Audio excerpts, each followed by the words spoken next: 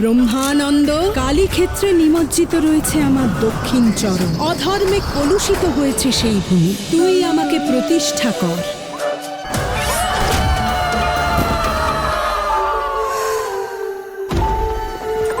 বাবা গো, এত বড় পা! কিরে, কত ভরি গয়না দিল তোর বাপে? তোমার গয়না চাই? তুমি জানো না, এমন অনর্থ বাদালে মা কিন্তু কঠিন শাস্তি দেয়। উন্মা, এই কালী ক্ষেত্রে মনোহরের কথাই শেষ কথা। কোথায় তুই মা? এসেছে সেই মহেন্দ্রক্ষণ। আজই উদ্ধার হবে মায়ের দেহাংশ।